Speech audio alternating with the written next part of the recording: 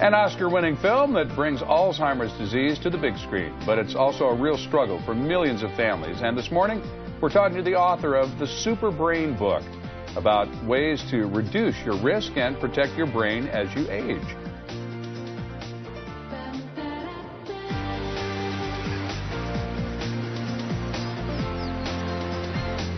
Protect Your Brain as You Age. A Hollywood film is drawing attention to Alzheimer's disease, and this morning we're learning the most important things that you can do now to fight dementia later in life. I can see the words hanging in front of me and I can't reach them and I don't know who I am and I don't know what I'm going to lose next. Stethoscope. That was a clip from the movie Still Alice. Julianne Moore took home the Best Actress Award for the Oscar, and Alzheimer's is what that movie was dealing with. Unfortunately, it's not just a Hollywood film. Alzheimer's Association says that 1 in 8 Americans will deal with Alzheimer's in their lifetime. But prevention is the key. Dr. Jay Sordean is joining us this morning, and you've got 6 pillars of healthy lifestyles for your brain that can really decrease the chance of ever having to live with the disease. So the first one is nutrition, and eating as organically as possible is important. If we get heavy metals or other chemicals in our body, that can destroy the brain over time or even quickly. So eating organically as organically as you can afford is my suggestion. Also, diabetes is connected with Alzheimer's and dementia. Alzheimer's is called type 3 diabetes. And so reducing the sugars that you have in your diet is important, but there's also a variety of other supplements one can take. Coenzyme Q10 is very important. Fish oils. Fish oils, okay. Fish oils are very good, and you can get it from salmon, you can get it by eating fish, but sometimes they're in a toxic environment, so it's very important to have fish oil that doesn't have heavy metals in it. So actually purchasing it off the shelf, a high quality, is very important. There's also various nutrients that are great for it, like garlic. Very important. It's anti-inflammatory because inflammation causes damage to the brain. Ginger is very good. Also, it has anti-inflammatory properties. Then we have cinnamon. This is a cinnamon stick. Usually we don't eat it that way, but cinnamon is very good for diabetes and helping to reduce blood sugar. Then we have a couple carrots there. That's very important to get blood and oxygen to our brain.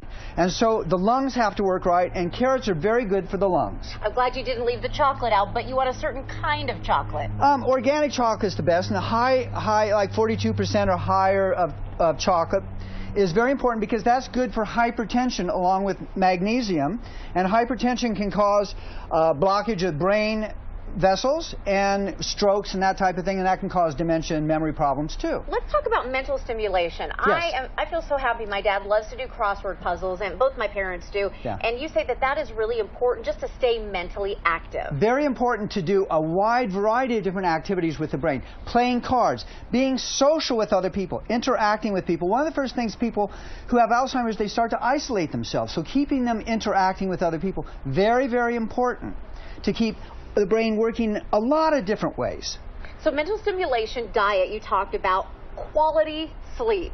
I can't say anyone on our shift actually gets that, but it is always the goal. Very important to have sleep because the brain needs a chance to reset itself and to go into lower, slower brainwave, so that with sleep, with dreaming, that allows the upper part of the brain to relax for a little while and consolidate memories. What about the amount of sleep? Is it different per person? Do you need 8 hours? Some people need 6. You need to get it all together. You know, the general rule is somewhere around 6 to 8 hours. Some people require less if they do a lot of meditation and things of that nature. Maybe they don't need as much because they're actually cutting their brain level down so it's relaxed more during the day even too. Okay, so those are some great tips. Yeah. Stress management. We want to bring those stress levels down. Diet, of course, is a great way to do it. What else can we do? Well, Tai Chi, for example, and other meditation exercises are very good for that. So should we do a little Tai Chi? You want me to kick the shoes off? Sure. Take your shoes off, because it's having your feet actually grounded and touching the ground is very important because it gives you that connection with the Earth's gravitational field.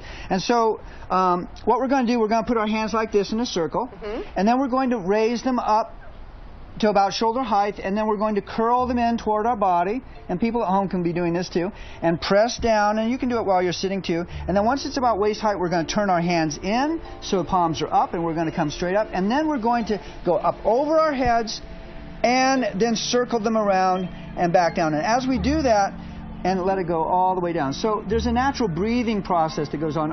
Your breathing gets much deeper. We get more oxygen going to the brain that way. I really feel that. Yeah. I really feel that. Also, I want to make sure everybody knows that you have an amazing book.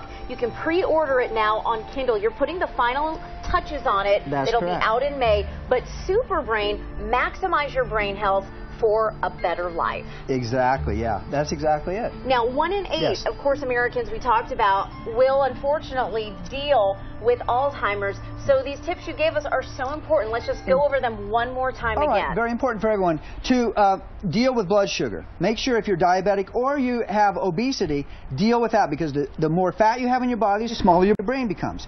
Decreasing inflammation, addressing the issues of inflammation, eating as organically as possible so you aren't putting extra chemicals in the body so the body doesn't have to work as hard to clear them out. Springtime, like you said in this earlier segment, is a great time for the liver and the gallbladder for cleansing out toxins. Great, and exercise and reducing stress. And avoiding lots of little injuries to the head or dealing with it quickly. I love that. Dr. Jay Sordean, thank you so much for joining us. A great book again, Super Brain, and you can be the first one to get your hands on it. Thanks for coming in today. Thank you, Renee.